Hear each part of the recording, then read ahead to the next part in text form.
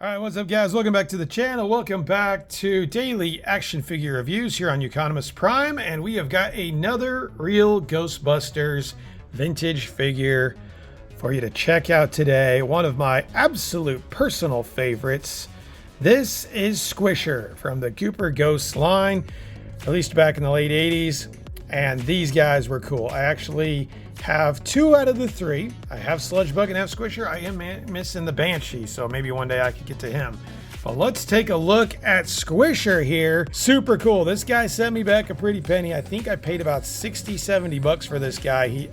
You can find him, but it is hard to find him in good condition and complete. So I wanted to make sure that I got a good one, and I think I did a good job at that. So let's take a quick look at Squisher here.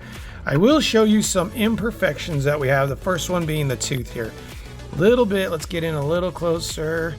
Little bit of paint chipping right there on the tooth, but I gotta tell you what, that's about the only tooth that has got that kind of imperfection. All the rest are really looking nice. You can tell just by looking at the camera here, the nice bright white still shines through even 35 years later on this guy. We also got some nice eye stickers. These are known to fall off and get nasty and stuff. I do have a little bit of black smudging on mine, as you can see, but overall they look really good. This guy is in really good condition. That's why he set me back so much. So that is kind of what you gotta pay for if you want. There's also some really nice sculpt work on this guy. As you can see, we've got the hands, we've got some really nice veins going on there, so that looks super good.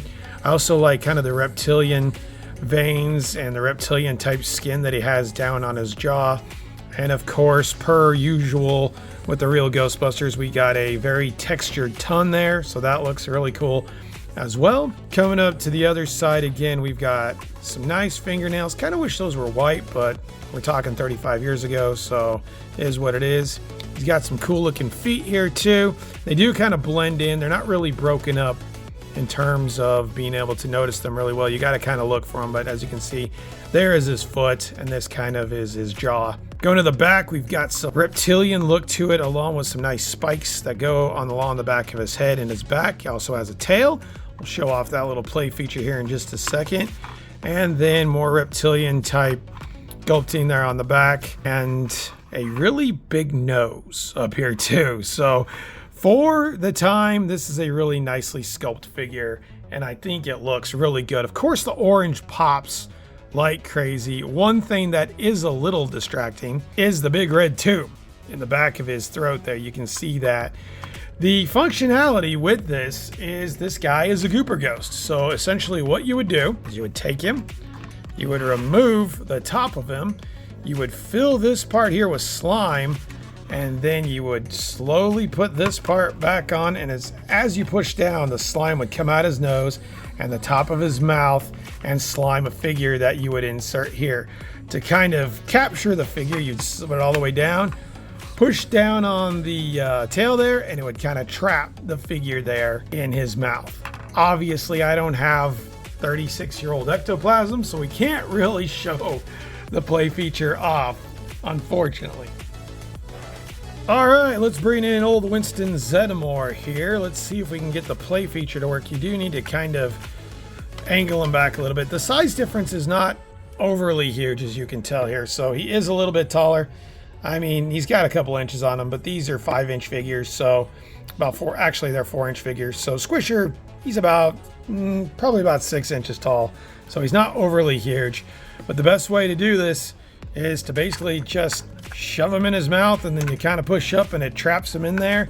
And as you're doing that, you can just squish down and it'll slime him. So a pretty basic little action feature there, but it is cool. If you were trying to stand him up, you would need to take the top of Squisher and put him down. That would still work. You could still do that. I mean, he's got the munchies for Winston. There you go. So a couple options with this. You could do a couple different things. And even with that, you could kind of lift him up. So that's kind of cool too. So you almost get that eating, chomping effect there. So that looks really cool as well. So we'll go ahead and take Winston out of there right now. And we'll get you another comparison here with another ghost. This is the Granny Ghost, which we will review here at a later date. A little bit smaller one. She doesn't run quite as big. but they look really good together. I mean, the ghosts from this line were phenomenal. They did a great job, especially with the colors. So happy about that. All right, guys, so there we go. There is the review for Squisher. In closing, I got to tell you, it's one of my favorite pieces in my entire Real Ghostbusters collection. The colors pop. He looks great. He's one of the larger ghosts, and really, really a well done job by Kenner back in the day. He will set you back a pretty penny, especially if you want him in the condition that I have him in. A lot of them will come without the jaw.